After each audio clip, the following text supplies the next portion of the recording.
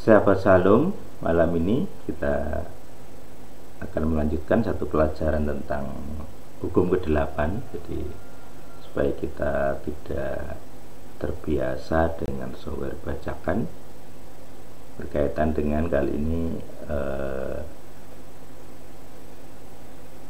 program untuk mengolah video atau video editor gitu ya. Jadi saya akan tunjukkan bagaimana menggunakan atau fitur-fitur apa saja yang ada dalam software bernama Shotcut. Jadi kita bisa belajar menggunakan program yang lebih baik tanpa harus bacak sana sini, tanpa harus melanggar hukum negara ataupun hukumnya Tuhan gitu. Jadi kita berbasis legal ground. Semoga Anda juga bisa membebaskan diri dari penggunaan program yang tidak sesuai lisensinya. Kalau Anda harus bayar ya Anda harus bayar ya. Ini salah contoh dari apa yang saya pakai di channel ini juga. Semua videonya diedit dengan program yang bebas dan legal. Biasanya saya ada dua. Dulu saya sering pakai Kdenlive, sekarang saya sering pakai Shotcut. Shotcut ini lebih handal ya menurut saya berkaitan dengan stabilitas. Jadi saat ini saya akan lebih banyak memakai Shotcut. Semoga Anda menyimak, diberkati dengan video ini. Jangan lupa jempolnya, jangan lupa di-share ke semua orang yang memerlukan informasi ini. Tuhan yang hidup bersama kita. Amin.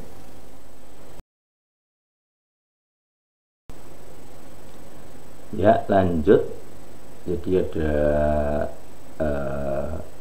saya pakai versi 22.04.25. Ini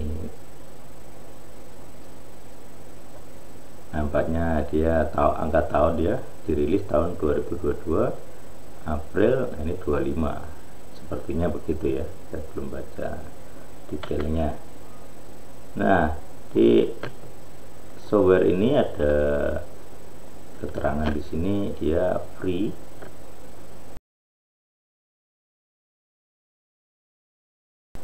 Dia free ya. Terus open source. Free itu bebas dipakai. Open source, source-nya terbuka, jadi sumbernya terbuka, kita bisa akses. Nah ini kita bisa download source-nya, jadi kalau kita mau ubah juga bisa gitu ya. Nah ini memiliki software sebenarnya, Anda mau edit apapun bisa, ganti nama juga bisa asal Anda tahu cara ngeditnya gitu ya. Terus cross platform, nah ini digunakan di banyak platform sistem operasi. Jadi ini kebetulan untuk ini saya pakai Ubuntu 20 di laptop saya. Ini di PC ya, ini yang Ubuntu nya di PC, kemudian di laptop saya pakai Debian juga bisa. Terus di Windows juga bisa, FreeBSD mungkin juga bisa. Kalau yang Anda pakai CPU ARM seperti Raspberry mungkin juga bisa. Nanti saya coba kalau punya Raspberry atau punya MacBook ya. Ya, kita melihat di sini dia copyright 2011, dia dimulai tahun 2011. Sudah berapa tahun?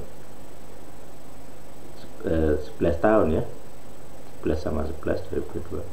Dia lisensinya dari Multitech LLC. Jadi ini biasanya ini tuh yang yang rilis pertama kali.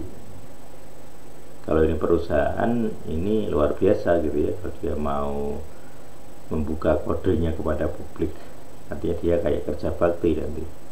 Dia tidak bisa jualan software gitu ya.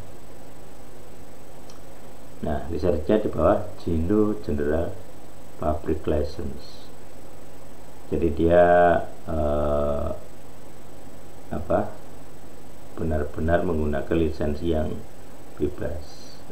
Ini artinya versi 3 ini sangat-sangat ketat. Jadi semua software yang menggunakan GNU license versi 3 itu berarti benar-benar bebas.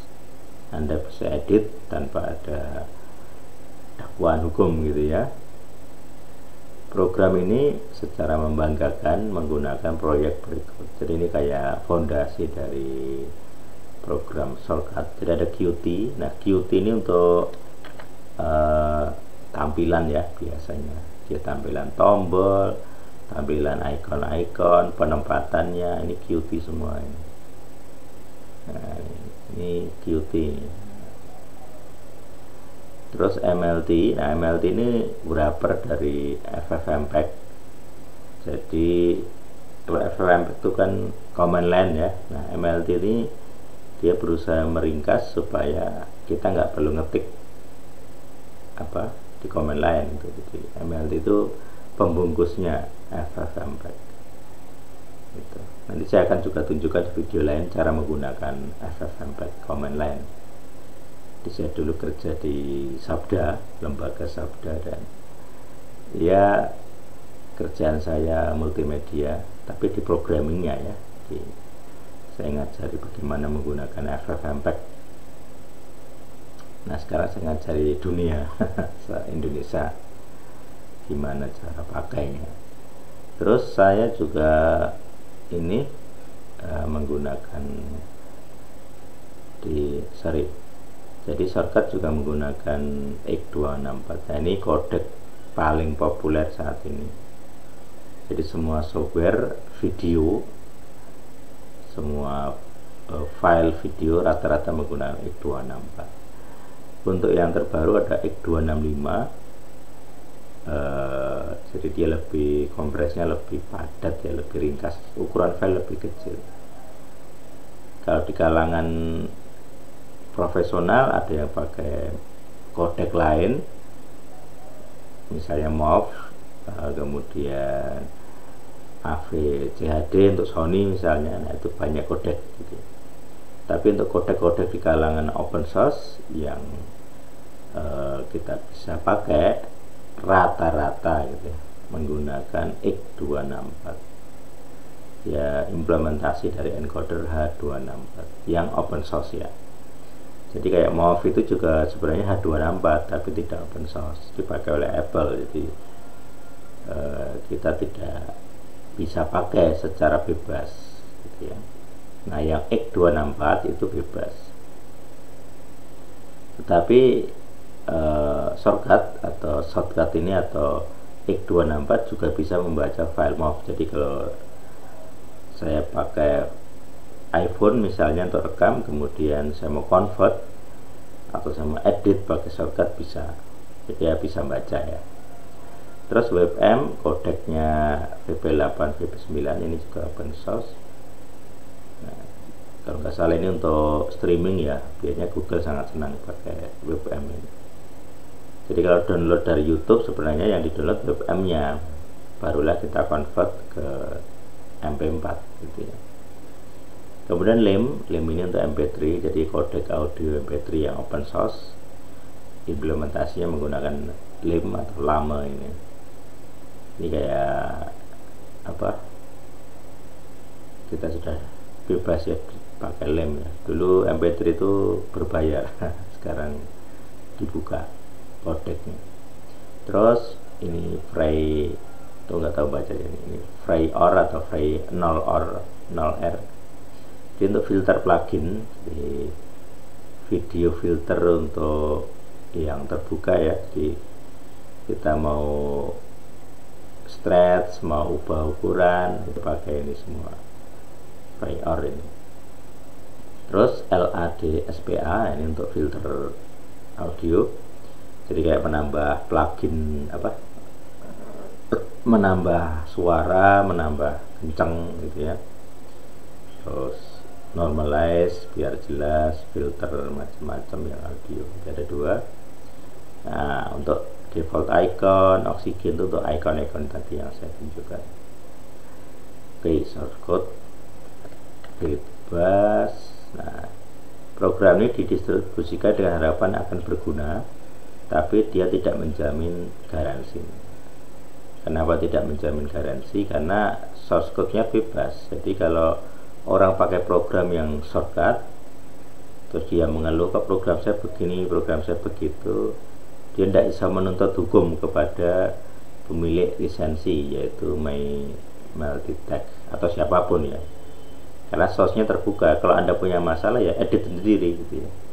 Ubah sendiri program sesuai keinginan Anda. Oke, kita kembali.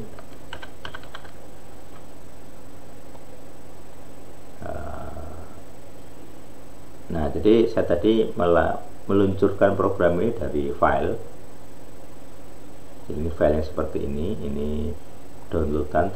Yang ini tidak perlu install. Jadi saya lebih suka yang seperti itu.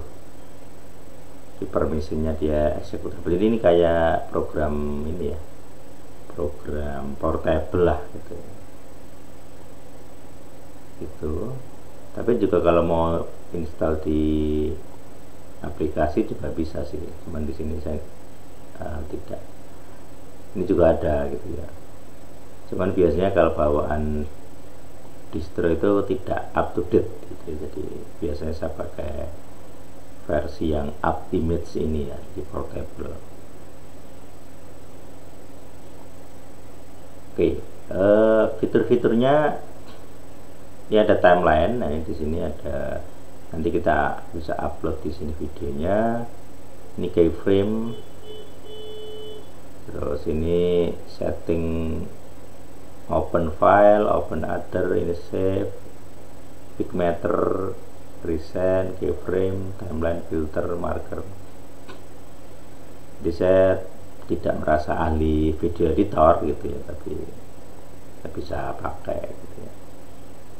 Oke, saya load dulu ya beberapa contoh ya.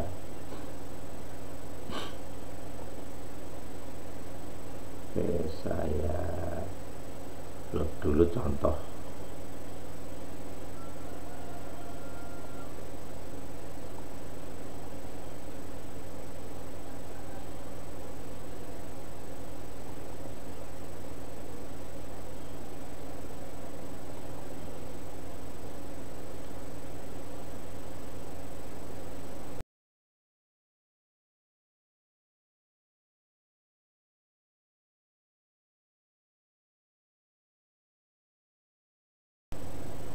Oke, master dokumen ID.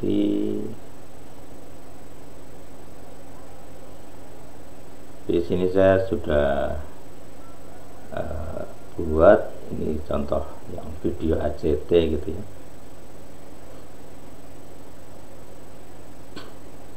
Jadi saya sudah edit. Nah, biasanya kalau untuk saya masukin video itu nanti muncul di sini ya. Jadi kalau open file nanti munculnya di playlist ya, di sini. Ini saya ada dua video mentah. Nah, biasanya di awal saya menaikkan ini slider untuk zoom ya. Jadi saya biasanya tambah filter ini ya. Jadi ini filter, kemudian saya ketik normalize. Normal itu pas. Nah, ini sudah saya terapkan untuk video sini. Yang ini. Nah, di sini biasa pakai angka 16 di normalize. Normalize itu untuk menaikkan ini ya. Jadi volumenya biar bagus. Jadi misalnya rentangnya 100, dia clear ya, jernih gitu ya. Jadi semua volume akan dinaikkan setara gitu. Jadi kalau misalnya saya rekamannya suara saya kecil, nanti otomatis dia akan naik sendiri. Jadi supaya jernihnya caranya begitu. Ya, kemudian dari situ Kalau yang khususnya file ini saya tidak banyak ngedit ya, jadi hanya ini aja, motong-motong saja. Jadi kayak suara saya ini nah ini nanti kalau direkam akan dihilangkan gitu. Nah itu contoh. Jadi untuk menghilangkan ya dipotong saja ini. Misalnya seperti ini, bisa pakai ini ya, ini kayak split tapi split pakai ini. Nah ini terpotong, ini ada dua video terpisah.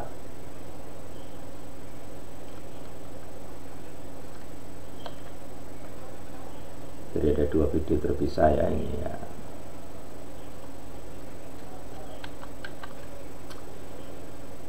Terus juga bisa pakai S ya, jadi selain ini bisa juga pakai S. Terus ini cut ya, ini kalau mau ngilangin videonya cut, ini copy.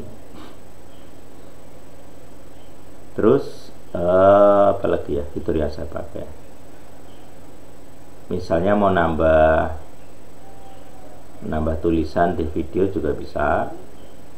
Biasanya saya pakai track terpisah ya, track terpisah ini. Terus nanti dikasih file JPG atau file PNG yang transparansi 0 untuk nambah tulisan, misalnya seperti ini ya. Jadi open file, ini teks kosong ya. Jadi, seperti ini saya geser ke playlist. Nah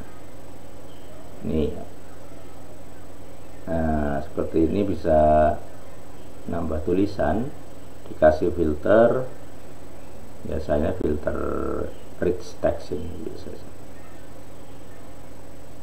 Misalnya kita mau ngetik apa di sini, tutorial something video.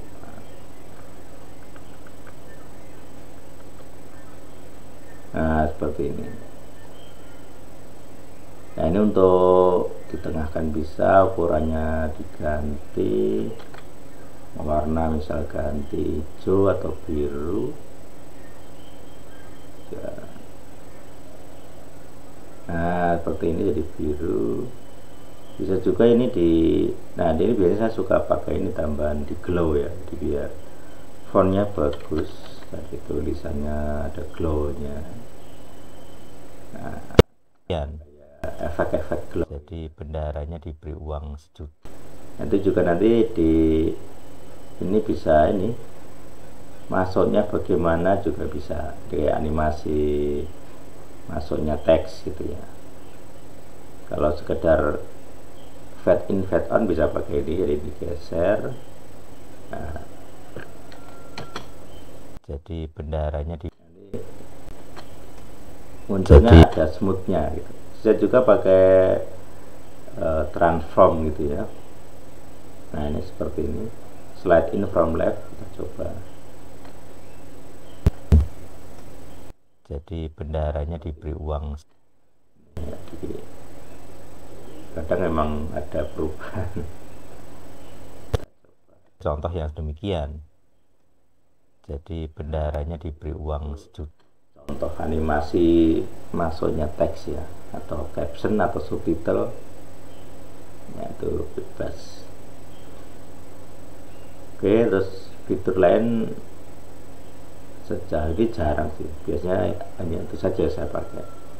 Tapi kalau mau cari daftar filter, banyak sekali ya. Ini ada brightness, color grading, contrast, fade in, noise, size position. Nah itu ya favorit. Nah ini klik video lebih banyak.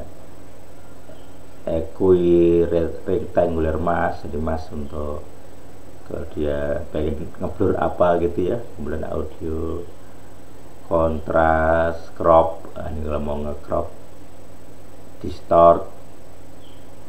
Kalau distort ini misalnya ini saya ubah gitu. Apa ya, sini ya, misalnya saya contohkan distort. Nah di distort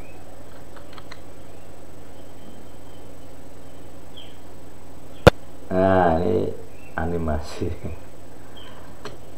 Saya bicara. Jadi bendaharanya diberi uang 1 juta misalnya, disuruh mengelola. Bisa diubah amplitudenya lebih. Jadi bendaharanya diberi uang 1 juta misalnya, disuruh mengelola, tapi ya itu silakan coba-coba sendiri. Transform. Nah, ini kita coba. Jadi bendaharanya diberi uang 1 juta misalnya, disuruh mengelola. Lucu-lucuan juga bisa. Jadi bendaharanya diberi uang 1 juta misalnya, disuruh mengelola, tapi di laporan tidak semuanya masuk gitu. Atau terus apa lagi ya?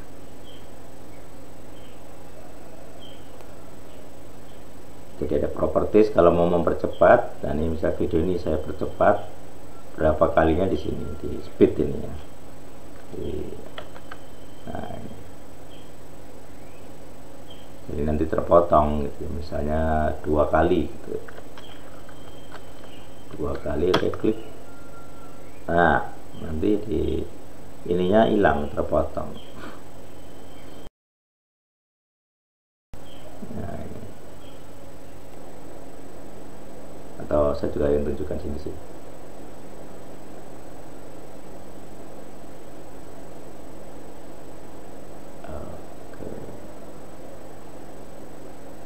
Jadi ini contoh filter. Atau kita misalnya filter ini ya, untuk video gitu. Misalnya kita potong. Jadi filter ini bisa kita transform ya. Favorit biasa pakai ini. Size position rotate. Nah, ini bisa ini saya ubah. Nah, kayak gini. Size-nya juga bisa saya ubah. Jadi mau ditumpuk-tumpuk itu bisa juga.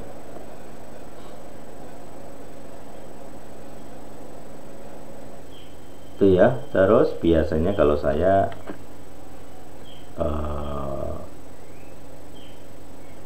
playlist oke udah. Jadi juga saya pakai proxy. Jadi untuk proxy itu untuk khusus untuk ngedit biar apa ininya viewnya cepet ya. Jadi kadang dirasakan ketika ngeplay gini dia patah-patah gitu. hanya sebagai pemilik yang ininya tidak sanggup memutar misalnya HD atau Full HD, atau kadang yang 4K. Nah, ini kadang kayak patah-patah video di playernya di sini. Jadi kita bisa pakai proxy. Nah, proxy di sini ada opsi juga hardware encoder. Nah, misalnya kita detect ya, ini saya masih fresh, kita coba detect. Nah, di sini found NVNCE. Nah, karena saya pakai ini, saya pakai Nvidia itu ya, saya pakai Nvidia gitu. Nah, dia deteknya H264 NV encoder. Jadi saya tunjukkan mana Nvidia ya, ini VGA saya driver 510. Ini apa, GTX 1060 3 GB, core-nya CUDA Core 1152. Oke. Cuma ini di board MSI nya ada Gen 3 juga PCI nya, tapi saya pakai untuk SSD jadi karena bukan gamer jadi tidak perlu butuh bandwidth tinggi. Kayak gini rekam aja 28% bandwidth. Kemudian GPU 63, video engine 11. Jadi tidak terlalu masalah lah.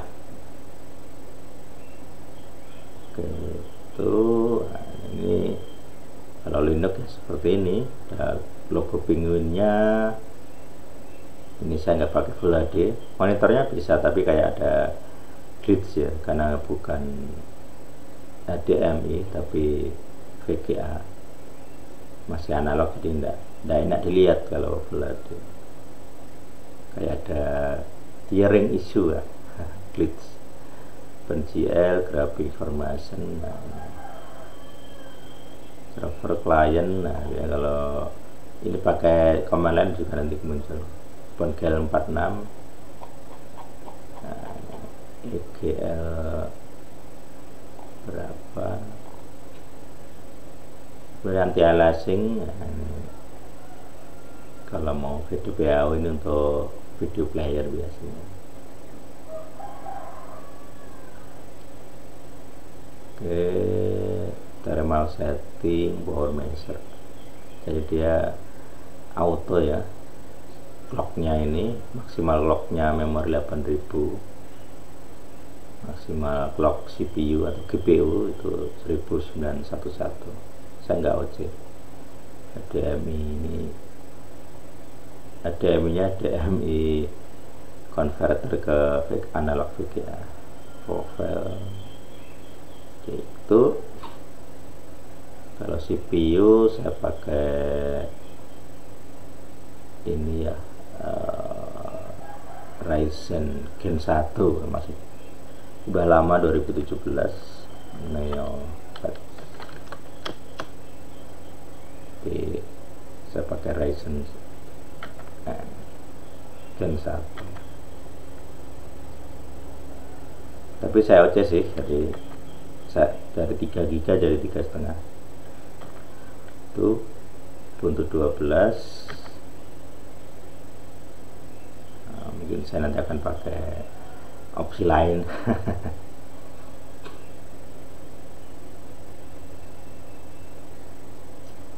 Itu ya, karena 513.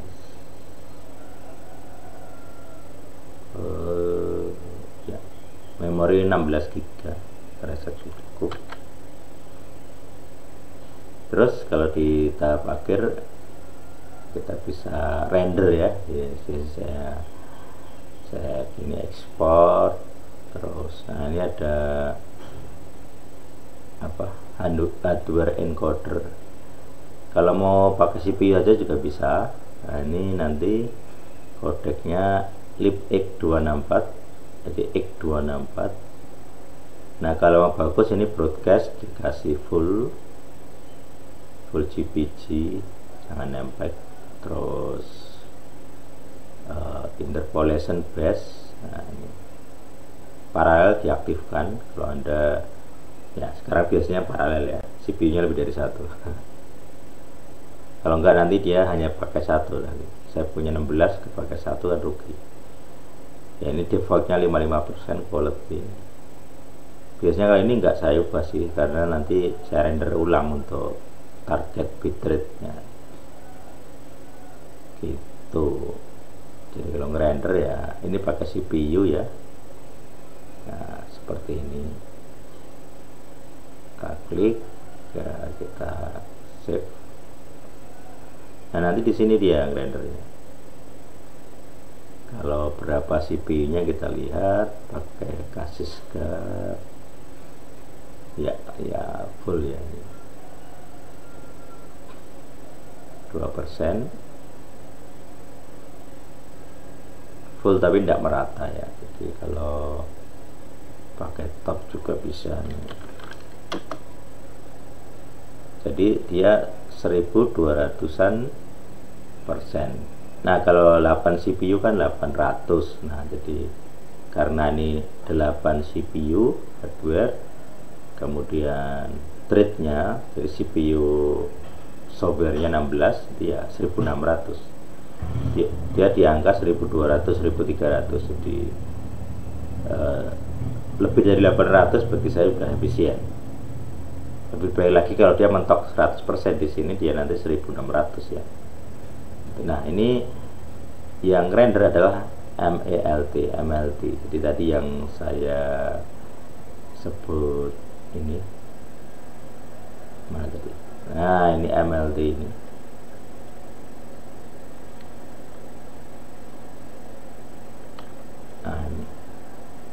multimedia authoring framework lah, MLT ini yang render.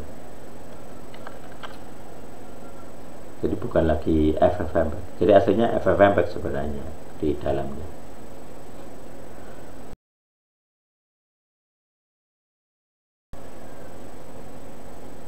Oke, itu kita bandingkan ya berapa lama dia 10 menit ya. Nah, ini hanya estimasi saja, saya akan tunjukkan kalau pakai hardware encoder berapa. Kita stop, kemudian kita ganti ke hardware encoder di sini,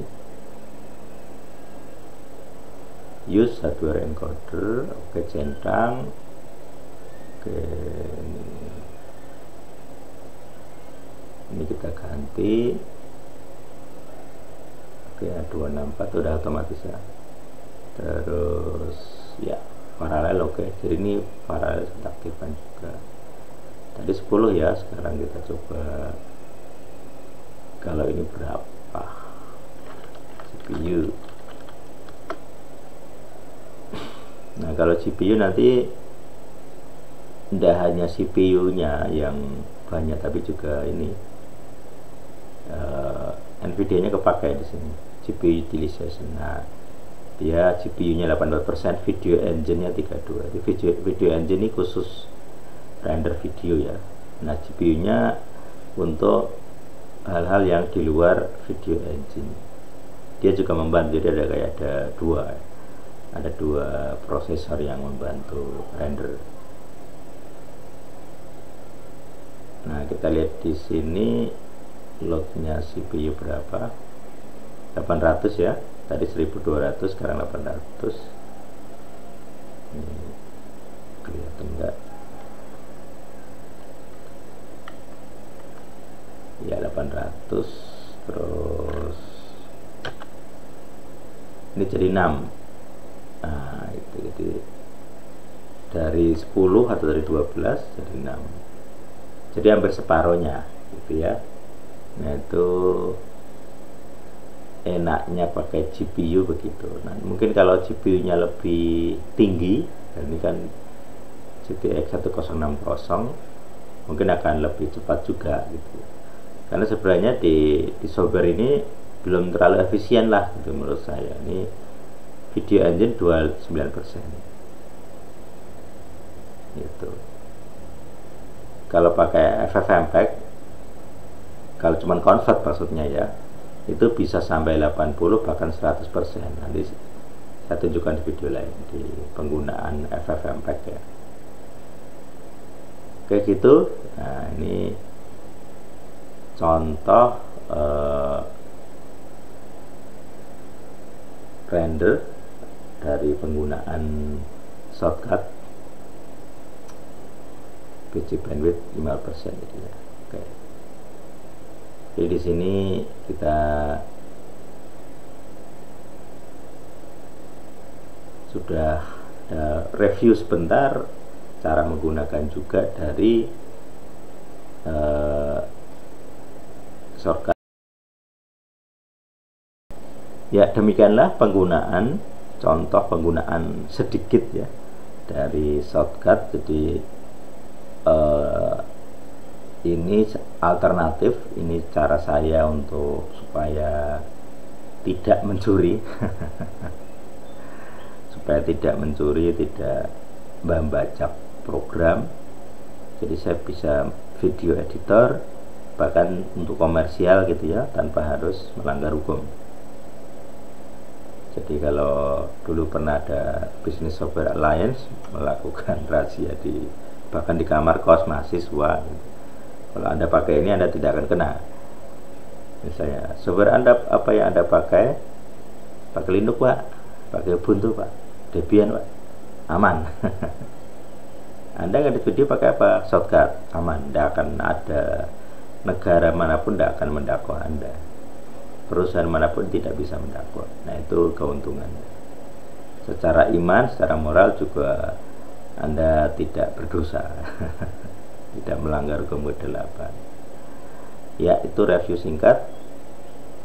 Kalau Anda butuh bantuan dilatih juga bisa, silakan kontak nomor yang ada. Mau diskusi silakan, bebas. Jadi karena ini channel untuk belajar, jadi kalau Anda mau belajar software open source libre yang legal, yang tidak melanggar hukum Tuhan dan hukum manusia, hukum negara, kita punya solusinya gitu ya. Jadi kita bersyukur bahwa ada ateis. Agak sulit juga ya. Harusnya orang agamis yang menciptakan ini, tapi ya faktanya orang ateis yang buat. Jadi Anda harus bersyukur ada ateis yang membuat lisensi-lisensi ini. Semoga Anda tercerahkan, tidak perlu pakai Adobe Premiere. Ini khusus video editor, saya rasa sudah bagus. Kalau untuk animasi bisa pakai Natron atau pakai yang lain, tapi saya juga jarang memakai, jadi saya mungkin tidak cukup bisa menunjukkan, tapi juga nanti saya tunjukkan sesuai semampu saya gitu ya. Jadi misalnya kayak penggantinya Adobe apa itu, oh iya baru ingat karena saya juga nggak pakai, jadi lupa. Ini Adobe After Effects saya pernah coba, tapi ya saya belum terlalu butuh fiturnya, jadi ya jarang pakai. Jadi pakai Natron ya, untuk open source pakai Natron, bisa untuk animasi dari video-video pendek Anda ya. Nanti kalau saya bisa saya tunjukkan gitu. Tapi saya belum merasa butuh, jadi ya saya jarang mengeksplor gitu. Tapi nanti saya tunjukkanlah contohnya biar kita punya solusi. Ya demikian tutorial singkat review penggunaan program video editor penyunting video bernama Shotcut. Nanti saya akan tunjukkan juga video editor versi lain, misalnya Kdenlive, Blender saya jarang pakai, tapi kalau Kdenlive saya bisa tunjukkan supaya kita ya lebih enak lah gitu ya. Baik, silahkan mereview, silahkan download, silahkan coba juga. Tuhan yang hidup bersama kita semua kalau kita memenuhi hukum ke-8. Jangan mencuri. Amin.